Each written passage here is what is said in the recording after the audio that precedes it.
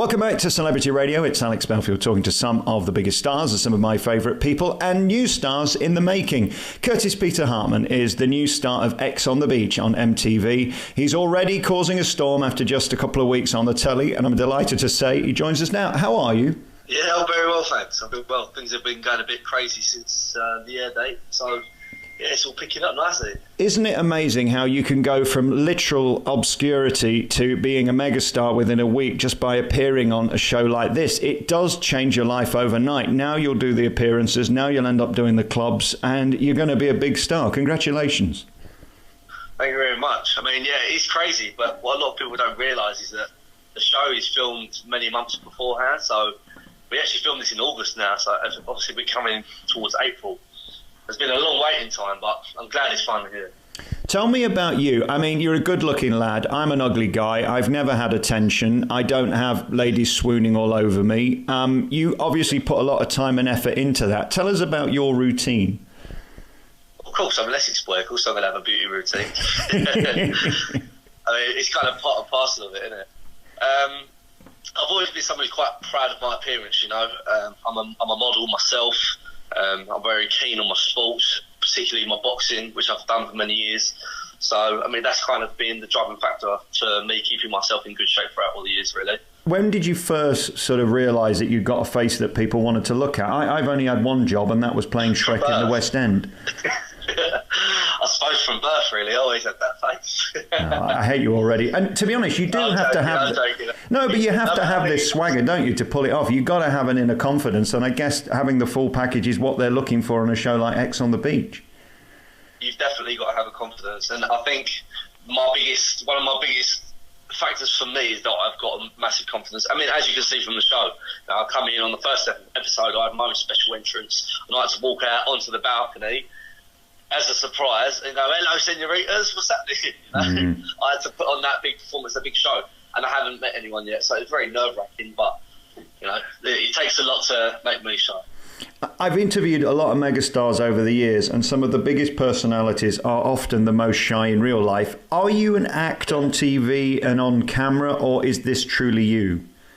Oh, this is 100% the real me. Wow. 100% the real me. I mean, my dad's a comedian, has been for 20 years in the boxing department. So I've grown up within the entertainment industry. So, you know, I haven't been brought up to be a shy person. I've always been very loud, outgoing. You know, it kind of reflects in my work as well, where I've been a salesman. You know, so it all comes together and makes you a confident person in life. So you're 22 now, is that right?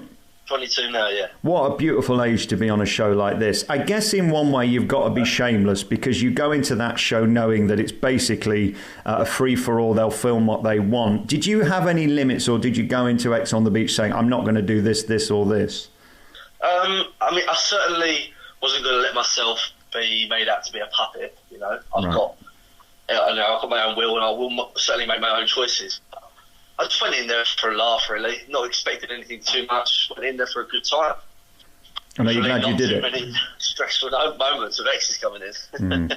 Yeah, and I guess you've got to know what's in the closet to be sort of brought out on that programme. You've got to be prepared for anything. Is it sort of set up where you have an idea? Because, of course, often exes are in touch with other exes. Did you have any clue who will turn up? And, of course, we've got to be careful what we talk about, because it hasn't fully been broadcast yet.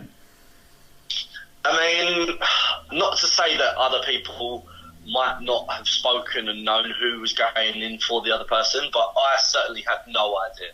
I had no idea whatsoever, and the whole time it just makes you're constantly on edge. You know, because at any point the tablet of terror could go off, and then you're getting sent down to the beach, and you could have an ex coming in to ruin all your fun. So yeah, certainly a sense of anxiety hanging over your head. What a beautiful life. I mean, I look at the pictures of you and the reality of you. What I worry about is people who haven't got confidence, who maybe haven't been blessed with your personality or looks or charms or downstairs package and all that business. Do you have some worries that there are people who watch that, and I'm probably one of them, and I go, this is just not a life I associate with. I dream of being you, but I'm never going to be it. It is sort of a pure escapism, isn't it? I think it's not a life that's for everyone, you know. It certainly fits certain personalities more, certain lifestyles more, but I mean, I can only speak for myself personally, and I felt like it was a good choice for me to make at my point in time in my life. You know, I'm only 22. I'm a model, and it kind of fits in with the whole industry. It will boost my modelling career, and I thought of my career as well. So yeah, I can't say it's for everyone, and I wouldn't recommend it for everyone if people aren't mentally, in the right mental state and stuff for it. But for me, I felt good in myself. I felt confident, so hence why I thought, yeah, let's go and give this a go. I've interviewed a lot of the Geordie Shore people, and I know the main money to be made is in live appearance. Is that something you're excited about, that suddenly the doors are going to open in nightclubs where they pay you an obscene amount just to turn up? What a glorious thing. Oh, of course. I mean, I've already got a few PAs rolling in. My management's doing very well for me. A lot of modelling jobs rolling in. So I can't really complain. But the thing is with this industry, it's a very cutthroat business, as you probably know yourself. And I'm very business minded. I always have been. I've been brought up that way from my dad. So I also know that if you don't make the most out of it while you've got a short period of time, you're likely to miss the boat. Some of the people who have done these shows end up going off the rails. How are you about the people around you and what you're surrounding yourself with, and keeping your feet on your floor with your mum and dad and all that stuff? Because it's really important when you hit that huge fame quickly that you don't become an arsehole, isn't it? 100%. You've always got to keep your feet firmly secured to the ground, and I think I've done a pretty good job at it so far. I'm certainly not planning on changing or letting any of this show get to my head. First and foremost, I'm a businessman. Bar in Essex, in Chelmsford, Mason's Bar, which I devote all my time and efforts to. This is really just an additional add-on on the side. Yeah. And that bar, let's say on a Saturday night, you've got the pick of the crop, there's 200 women in there, probably all who are queuing up to date you. How do you, this is the question I really wanted to interview you about, Kurtis. How do you choose when you're this sexy and that popular? I mean, me, I have to take what's left. You, on the other hand, can have anyone. How do you choose? That's a very good question. It's a very good question. I mean, I'm a very picky, fussy person, so as much as guys at my age, the young, they might like to go around and do the Playboy stuff. I've done that. I've certainly had my fair share of years where I've been a Playboy. There's no doubt in that. But it also gets to the point where you've done that for so long that it becomes nice. You start to crave just the one-on-one attention, if you know what I mean. And I'm quite a needy person, so I'm certainly open. I'm certainly looking. If the right thing comes along, then why not? I'll be sure to give it a go. But as far as exactly what I'm looking for, I don't really have a type per se. Just if I meet the right person and there's the right connection, then I'm prepared to give it a go. Caroline Flack tends to date most of the reality people at some point or another. I mean, would she tempt you for... Hit me up then. Hit me up. She knows what she's doing, doesn't she? And again, so you're single right now, and I guess you've got to remain that way for this to work. You can't really be in a relationship and be a reality star in this sense, can you? You've got to be A, desirable, and B, available. That's sort of the prerequisite of what you're doing. Yeah, I mean, there are certain circumstances where people do make these couple relationships work within reality, but as you know yourself, there's also a lot of drama within reality as well, so it's hard to keep something going. Are you the kind of guy that can see when the red mist descends? Because I worry with these shows, they are making entertainment, they are looking for a front page story. Are you good in a row so you don't go too far? I mean, you certainly do get presented with a lot of make or break opportunities. Yes, like you said, you do get thrown into the deep end sometimes in these situations. It's just knowing how to control yourself. And, I've had a bit of a troubled past. I've got into a bit of trouble when I've been younger. But, over the years, I've learned how to control myself. And it's all a learning curve, So I think I've bettered myself and learned how to handle certain situations better. I don't want to get too deep, but for young men now, I understand it is the most pressure they've ever been under to look beautiful like you do, to be fit like you do, to have a successful career like you seemingly have. Is there any words of advice you can give to young men? Because I know it's such a bad time for them right now with pressure, and I hear more about mental well-being and mental health than ever before. It is a tough balance, isn't it, being young and fit? Yeah, I mean, it's difficult. I've battled with depression and anxiety for a lot of my life.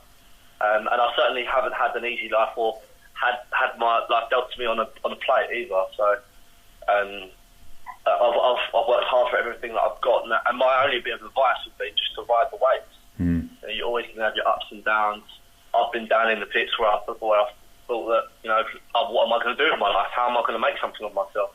But now, if you look at me, on the outside, people will look at me and think that this is quite a successful young man. I've got my bar and stuff. I've got the show coming out, and things are going crazy with that. So just because something might be bad at one point, don't think that things might get better. There's always a silver lining. Yeah, absolutely. And in terms of the discipline of being you and looking like you, nobody wants an ugly fat model. What's your daily regime like, food-wise and all that? Are you on top of that? Is your fitness the key thing in your day? It certainly is. The thing is with me, I'm either really in it or I'm really out of it. So if I have a couple of weeks where I'm out and I get a bit distracted, then I'll completely get myself out of the flow. But I find it very easy to get back into it again. And now I'm kind of in the beginning stages of getting back into it again since the show's been out and getting myself back in shape. Luckily, I've got good genetics and I don't really put on weight or anything. I just tend to lose a bit of size, muscular. So I'm slowly putting it back on, packing on the pounds again, trimming myself down. Summer's only around the corner, so I've got to get myself looking good for all these photo shoots coming up, haven't I? I guess for May time, you'll be out in Marbella at all those clubs doing that sort of thing. That must be exciting. Yeah. Marbella bank holiday weekend's already booked. Yeah. What is that like when you're sat round that pool at one of those Cinta Lake parties or whatever? Is it utterly intoxicating? Because it's the ultimate decadence, isn't it? I mean, for Christ's sake, they're spraying Veuve Clicquot all over each other and having the time of their lives. Is it a moment where you pinch yourself and go, I've made it? Well, to be honest, I've never really done the whole scene that much, surprisingly enough. I've never been Ibiza. I've been to Marbella when I was a bit younger, but I was a bit too young to kind of appreciate and enjoy that whole lifestyle, like you're saying. So kind of like it's all kind of new to me, really. I've only just been able to get out there and enjoy the whole lifestyle because, like I said, when I was younger, I didn't have all the I didn't have money and the things that I've got now in the business. So just financially, I couldn't really keep up. I've always grown up with very wealthy friends, but I've always been the one who's the least wealthy out of all of them. Yeah. That's been hard. I've always had that fight to try and keep up with them, but one thing I pride myself on is that a lot of them might have got, and I'm sure they won't mind me saying this either, a lot of them have got what they've got through their family and stuff, but I've got what I've got through myself. How do your family feel about this? Is your dad proud? Yeah, I'm sure he is proud. Certainly an interesting... I'll rather that myself. I think it teaches you better life values. I agree. If you've had to work hard for something yourself. Yep.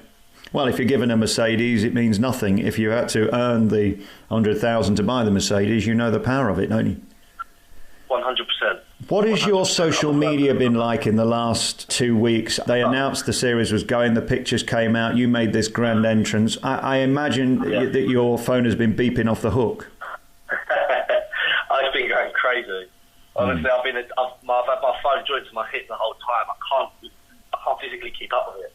Interesting. And I suppose the opportunities now, it's all about whether you turn left or right, what you say yes or no to. So, it couldn't be more exciting for you. Yeah, it's a pinnacle point in my life, really. There's a big influx of girls, business opportunities, everything. But, I'm still just sitting there being quiet, doing my thing, and letting my agent make the right decisions for me. And I think I've got a good future ahead of me, hopefully, if we can keep things going in this direction. If I could just be you for one day to live with your eyes and your body and your private parts, what a blessing that must be. You don't realise how depressing it is being me. You really don't, Kurtis. It's sad. I do appreciate that. Hey, listen. I'm sure you don't live a bad life. Listen, congratulations on everything. Keep in touch. Let's talk again. And maybe at the end of the series, do another one and find out how it has changed your life and what's happening. Because I think it's going to be... 100%. It's going to be really interesting. 100%. Well, I appreciate the call today anyway. Not at all. Congratulations. You're a good-looking lad and clearly you're smart. And X on the Beach is the place to see him